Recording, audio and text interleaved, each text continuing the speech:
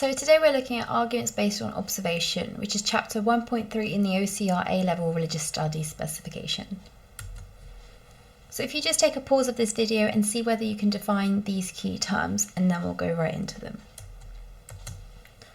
So a posteriori arguments, these are arguments which draw conclusions based on observation through experience. This can be something like the statement, "It is raining outside," because you have to look and see whether it is actually raining outside in order for it to be true. A posteriori arguments don't have to be true. They can be false, but you have to use your five senses or empirical senses in order to know. A priori arguments are arguments which draw conclusions through the use of reason alone. So this would be something like, all bachelors are unmarried men, because a bachelor means an unmarried man and an unmarried man means a bachelor. Or it can be something like a mathematical truth such as 1 + 1 = 2, because 1 + 1 is 2 and 2 is 1 + 1. You don't gain any extra knowledge from a priori arguments. Teleological is looking to the end results, so telos, a purpose, in order to draw a conclusion about what is right or wrong. Cosmological is to do with the universe.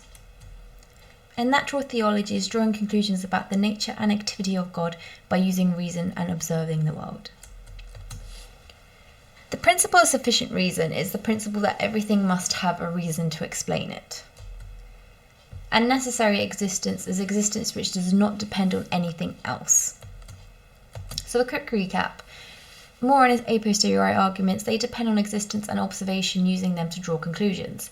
So they look at different possible explanations for whatever it is that we are observing or experiencing, and draw conclusions about which explanations provide the best fit.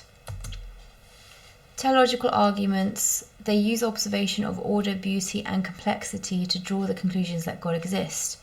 And teleological comes from the Greek word telos, which means tail or end or purpose, and because the argument uses the end results as a basis for drawing its conclusions. Whilst cosmological arguments use observation of the fact that the universe exists at all to draw conclusions that it must have been brought into existence by God. And natural theology, this seeks to understand the existence and nature of God through observations of the world around us. Whilst Occam's razor is the principle which says that the best explanation is usually the one which requires the fewest extra assumptions. And put more simply, it means that the simplest explanation is most likely to be the correct one. So you can use Occam's razor in any arguments by saying, well, the simplest argument is normally the one that's most correct, so therefore this one is most likely.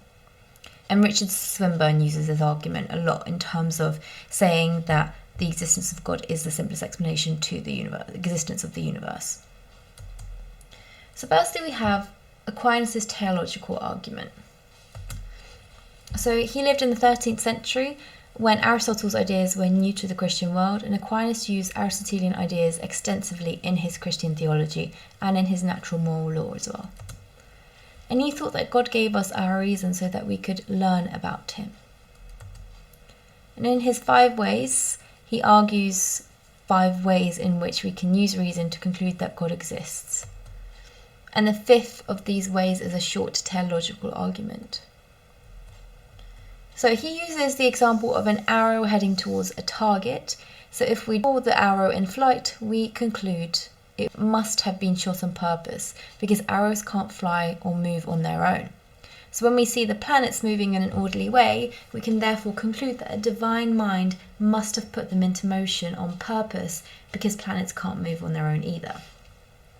So in that way, he's basically saying that there is a purpose to the motion, and therefore there must be a purpose to the creation of the universe, because things can't move on their own. And that's his design argument. But then we also have Paley's teleological argument and his design argument. So William Paley lived in the 18th century, and he set out his teleological argument in the book Natural Theology. And he used the analogy of someone finding a watch on a heath to show that when we see things working in an orderly and purposeful manner, we know they must have been designed. So in this way, he's saying well, if someone found a watch on the heath, I can see the purpose is telling the time. I can see that the cogs and the gears within the watch are placed in a specific way in order to fulfill that purpose. So there's complexity, regularity, purpose within that. And I would go into this detail when you're explaining this. And when looking at the universe, he says, we can also infer if the watch is designed and has a designer, then we can infer that the universe or the world also has a designer, because the world has order, complexity and regularity within it. So therefore, because the world is larger, the designer must be on a far greater scale than the designer of the watch. So therefore, the only explanation of the designer is God. So he said we see order and purpose in the world too in the structure of animals and plants, so we can conclude that they must have been designed by God. And I would give some more detailed examples of plants. So for example, plants producing or having the process of photosynthesis, so converting CO2 into oxygen in order for us to be able to breathe in oxygen and breathe out CO2. So that shows a purpose and complexity and regularity there. So he said that we can tell from the care God put into creation that God must care for us. Aquinas also had a cosmological argument, and he addresses the question of why the universe exists at all and concludes that it must have been because of God. So the first three of Aquinas' 5 ways are variations of his cosmological argument. The first way is the unmoved mover. So we observe motion and change in the world, so therefore there must be a reason for it, which must be God. Because Aquinas said that nothing is unmoved, so the only thing that remains unmoved is God. Everything else is moved by something else. The second way is the uncaused cause. So we observe chains of cause and effect in the world, but there must be a reason for it, which must be God, because God must be the first cause that caused everything else in a chain of cause and effect. And the last of the third ways is contingency. So we observe that everything is in the universe depends on something else for its existence. There must be something else for its existence. So there must be something that doesn't depend on anything else, otherwise nothing would have ever started. And this must be God, because God is a necessary being. So there's only one necessary being which caused all the other contingent beings or objects.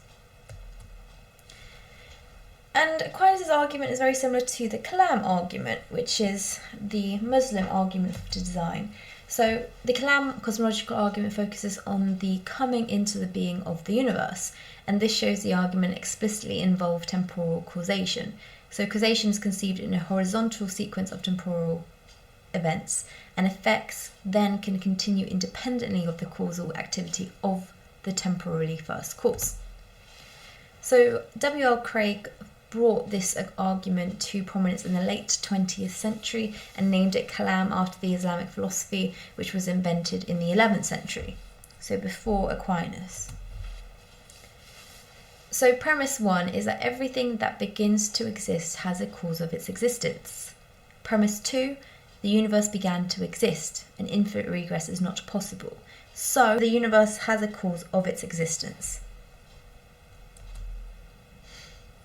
Then we have Leibnitz's principle of sufficient reason. And Gottfried Leibniz argued that there must be a sufficient reason or explanation for everything. And he said that the universe requires a sufficient reason, and the only reason sufficient to explain the existence of the universe must be God. There is no other reason. So the principle of sufficient reason states that everything must have a reason or a cause. So nothing takes place without a sufficient reason is the quote that you can use from Leibniz himself. And he isn't saying that we can always know the sufficient explanation of something. We may not have the evidence or the intelligence to work out a sufficient explanation, but he argues that whether we can solve it or not, there always is a sufficient explanation, and as rational creatures, we are entitled to seek it. So indeed, perhaps we have an obligation to look for it. Then we also have some anthropic principles by F.R. Tennant in order to support the design argument. So the anthropic principle is the principle that says that the universe seems expertly fine-tuned to allow for human life to exist. So it seems more likely that this fine-tuning is a result of a deliberate design than that it happened by chance against enormous odds. So for example, our atmosphere is composed of 78% nitrogen, 21% oxygen, and 0.3% carbon dioxide. So if oxygen was made up of 23 or 19%, there could be no life on Earth. That's just a scientific explanation that you can use that shows the precision of human life existing. The other thing you can talk about is the Goldilocks theory. So this is another argument of F.R. Tennant saying, as Goldilocks in the story of the three bears, the porridge that she ate, one was too hot, one was too cold, but the last one was just right. And this is the same with the universe. It's saying that the universe's conditions on Earth are just right. So therefore it's not too hot and not too cold. We're positioned within the universe, or our universe, in this perfect place for life to exist. So that's the Goldilocks theory that you could use to support this as well. The other principle is the aesthetic principle to support the arguments for the existence of God. So the aesthetic argument is based on a human being's appreciation of beauty in the universe, such as our appreciation of art, music, literature, and other beautiful things. And Darwin's natural selection and theory of survival of the fittest does not explain our appreciation of beauty in nature. So F.R. Tennant argues that God's explanation, or his existence, is probable and states nature is not just beautiful in places, but is saturated with beauty. So this is not to say that Darwin's theory of natural selection is wrong, it's just saying it doesn't explain why there is beauty in the world. It can explain things like there are beauty because of genetic mutations, but it doesn't actually say why those mutations exist in the first place.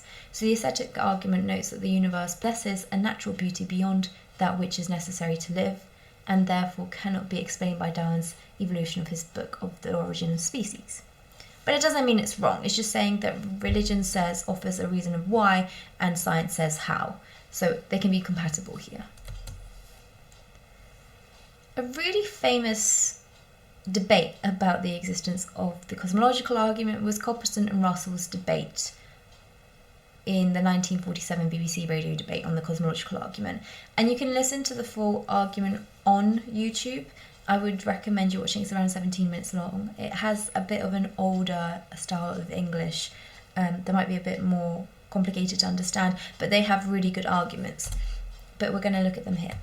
So Copleston's argument can be set out like this. So one is that everything in the universe is contingent. Premise 2, the universe is the aggregate of all the things in it, so therefore the universe is contingent.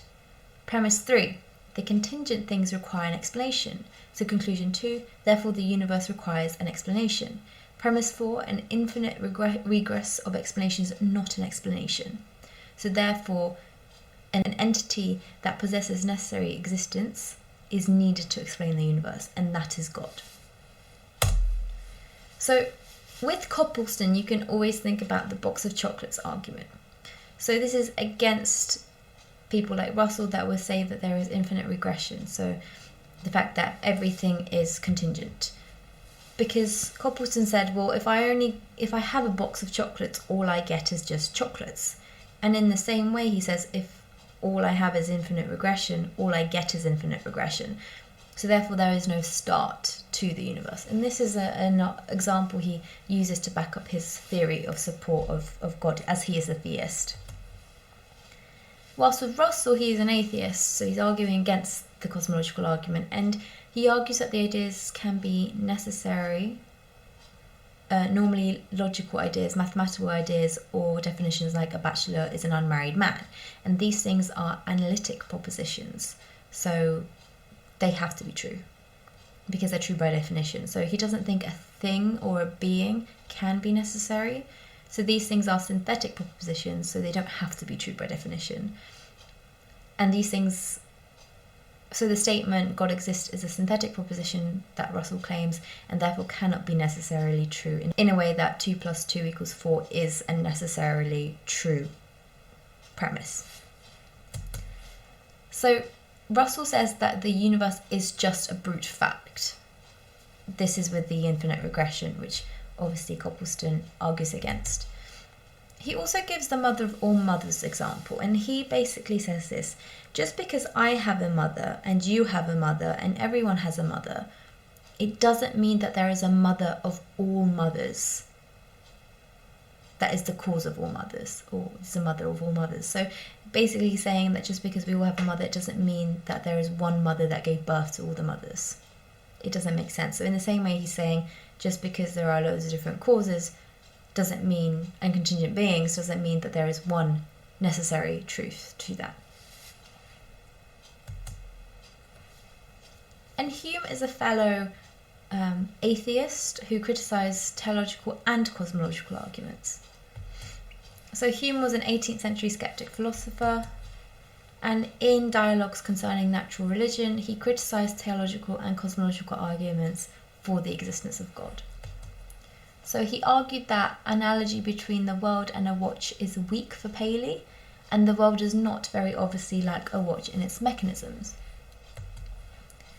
An order in the world does not necessarily mean that someone must have an idea of the design, and it's an essential part of the world's existence. It could have happened by chance for him. He said that the universe is unique, so we cannot know how universes are usually made or whether ours is unusually orderly, because we've never explored other universes. So therefore we don't know if there is other places where human life exists, or life in general. So he says just because the things in the universe have causes, it does not follow that the universe as a whole must have a cause or must have some kind of universal cause. So he says perhaps the universe is its own cause, and we can't look at the effects of the world and confidently infer that there is a cause God. He also says that it might not be the Christian God that theists describe it might be.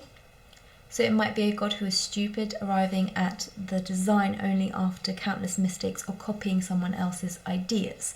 And here he says it could be a blind watchmaker. This is a quote you can use, because he's saying there are so many flaws within the world, such as the problem of evil, that a Christian God could not have created it.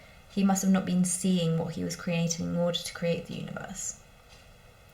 And another argument, he says that it could be a whole committee of gods or angels or even demons that created the universe, rather than just the Christian God that we all assume it to be. So more specific criticisms of the teleological argument. The argument might be considered to have strengths because we can all see the world around us and appreciate elements of beauty, order and purpose. And such beauty, order and purpose on a global scale could be best explained by the existence of God. But Darwin's theory of evolution through natural selection provides an alternative explanation for the characteristics of living things, and chance is another possibility. So this might be considered as a better fit than the God hypothesis, so the more scientific explanation.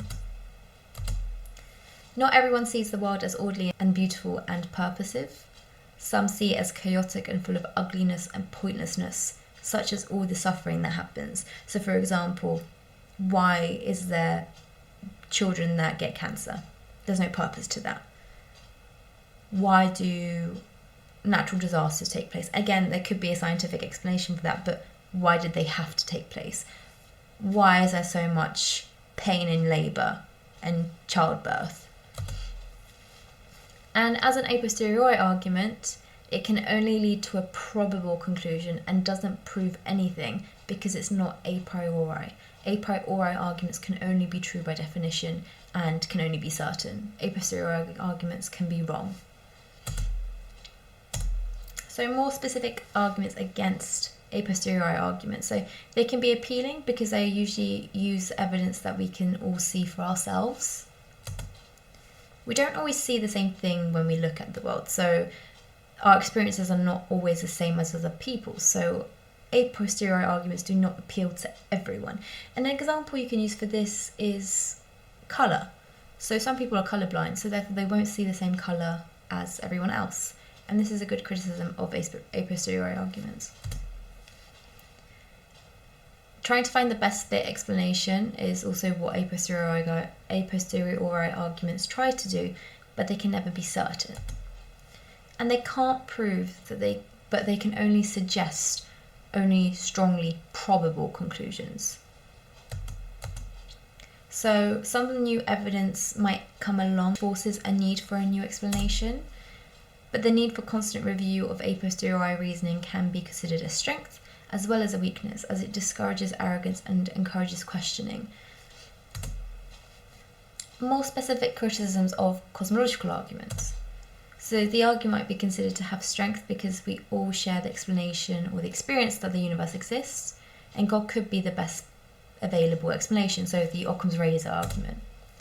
But other theories suggest different explanations of the existence of the universe, such as the Big Bang theory or chance or infinite regress. So these might be considered a better fit than the God hypothesis. So someone like Richard Dawkins might really strongly agree with this, and Darwin's theory of evolution. And not everyone thinks the universe requires an explanation. And as an a posteriori argument, it can only lead to probable conclusions and doesn't prove anything. So we've done all of the AO1 knowledge that you can cover for this. So have a pause of this video and see whether you can answer all of these questions for your AO1 knowledge.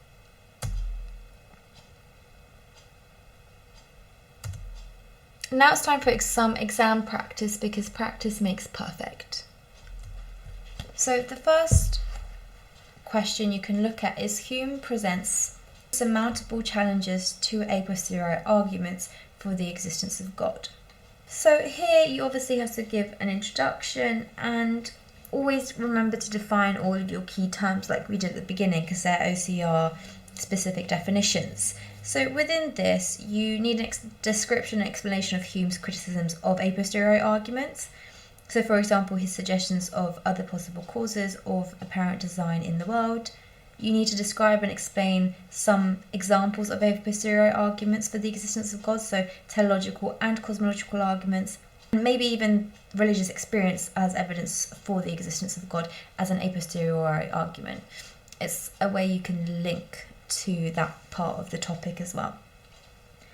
And you can also describe and explain some defences of an a posteriori arguments for the existence of God in the face of criticism. And for your AO2 reasoning, you obviously have to give the critical evaluation, analysis and coherent arguments. And in support of Hume, you can talk about how Hume successfully shows that God might not be the best explanation for all things we observe. He presents other alternative explanations which are equally plausible. So, for example, that the world might have been designed by a committee of gods or by a blind watchmaker, like we spoke about. And he is right in saying that it is wise to proportion your belief to the evidence. And the other thing you can talk about is scientific explanations for the existence of the world and its apparent design have been produced since Hume's lifetime. So showing that he was right to question the idea of the best explanation being God. And you can use Russell to really support this view as well with the arguments that we talked about. And in order to challenge Hume, so go against him, you can say that Hume's alternative explanations are not more plausible than the belief that God created the world, and that there is nothing to support his alternative hypothesis, whereas belief in God has the support of the Bible and years of Christian belief. Again, you can evaluate whether that you support that or whether it's a weak argument. Counter-arguments to Hume might include the idea that there is plenty of evidence to suggest the existence of God. You can use Occam's razor with Richard Swinburne. You can also talk about Richard Swinburne saying that maths and probability actually support the existence of God. So if the probability of the universe coming into existence is 0.01%, then if you take that away from 1, it's 0.99% that it was created on purpose and likely by a god. So Occam's razor here you can use. Again, you can evaluate whether that's a strong argument or a weak argument. You can also use scientific explanations that don't rule out the possibility that God works through natural physical methods in creating and designing the world. They can actually be compatible, like I said, with the aesthetic and anthropic principles. And then obviously conclude at the end as well.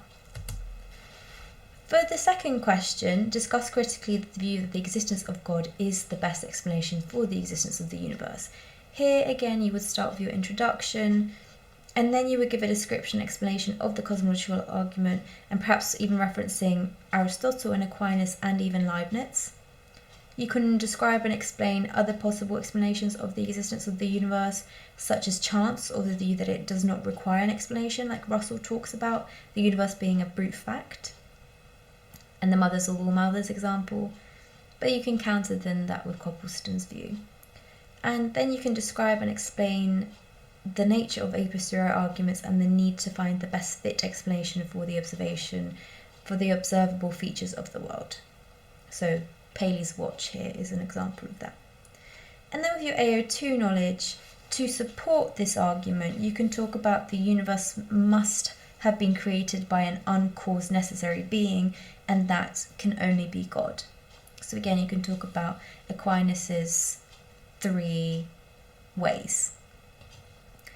Another thing you say is that the existence of God is a simpler explanation than some of the alternatives, using principles of Occam's razor.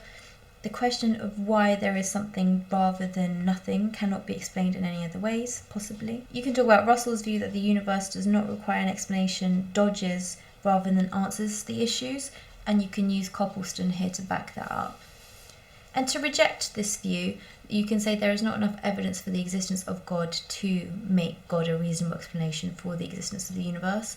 So again using some of Hume's arguments here to support this. The cosmological argument fails because there are other better explanations for the existence of the universe. You might think chance or infinite regress is a better explanation. And finally, you can talk about the universe could be part of an infinite regress and its own explanation by itself. And then you can conclude what you think is the best theory here. So thanks for joining me on Arguments Based on Observation. Join me next time for more philosophy, theology and ethics.